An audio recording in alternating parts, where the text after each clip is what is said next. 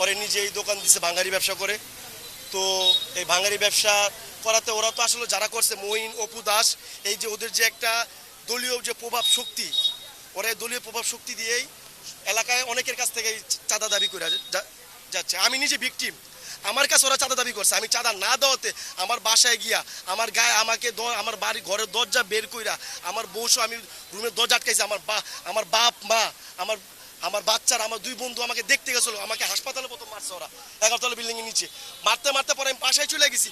আমার বাসায় গিয়ে ওরা এটা অ্যাটাক করছে, আমার দরজা ভাঙ্গা বের কইরা আমাকে মারতে মারতে পরে আমি দিশার আমার চুলের মুঠি দিয়ে আমার বাপ, আমার বোন ছিল, আমার বোনেরা পরে ওদেরকে আমার কাছে জান বিকেছে, আমাকে বাঁচাইছে। এই ভিডিও সহ সব কিছু আছে। আমাকে মাইরা ধুয়ে ফালাইছে, আমার ঘর থেকে লুটপাট করে টাকা পয়সা মোবাইল আমার সব নিয়ে এসে পড়ছে। এতদিন আমি অভিযোগ দিতে পারি নাই কে। তারপরে যাই হোক আমার বাসায় গিয়ে আমাকে এভাবে ঠেট দিছে অপু দাস, মঈন, এইভাবে। ওই ভিডিও আছে, ভিডিও আমি যমুনাটি হোয়াটসঅ্যাপে আমি আপনাদেরকে দিব। ওই ভিডিওতে অপু দাস নিজে বলতেছে কেউ ফোন দিয়া কিছু করতে পারবো না। আমি যেখানে জন্মস্থান, আমি এখানে ব্যবসা করি, আমাকে তো মানুষ চিনে যান আমি খারাপ না ভালো। তো আমি ভালো বিদে তো কেউ তো ওদেরকে ফোন দিছে যে শাওনের সাথে জিনিসটা, শাওনটা কিছু বললেন না, শাওনটা ওর মতো থাকতে দেন। ওরা পর আমার বাসায় গিয়ে বলতেছে এই যে এত দিক থেকে ফোন দিতেছে, ফোন দিয়ে কেউ কিছু করতে পারবো। অপু দাস এইভাবে বলছে। অপু দাসের ভাই ছাত্র দলের সেক্রেটারি, ছাত্র দলের 30 নং ওয়ার্ডের সভাপতি। আমার ড্রাইভারে এইভাবে বলছে ওরা, মহিন সহ যায়। পরে মহিন বলতেছে তুই এলাকা থাকতে পারবি না।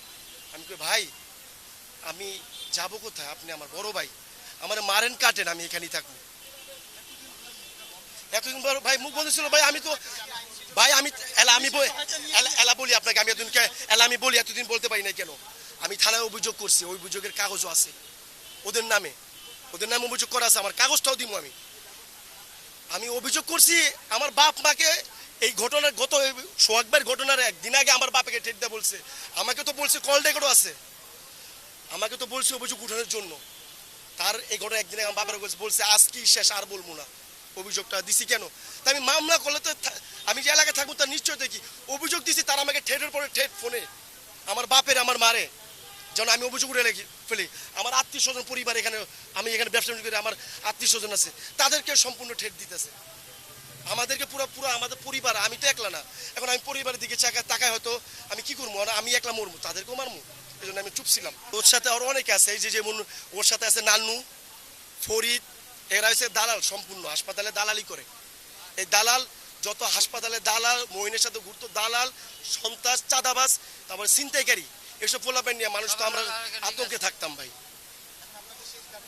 আমাদের শেষ একটাই দাবি, যেন আমরা অন্তত এতটুকু দেখতে পারি, যেন নিরো, আমি যেরকম নিরো, আমার মার সামনে আমাকে মারছে, ওদিনও মারছে, আমার কানের পর্দা ফেটে গেছে ভাই।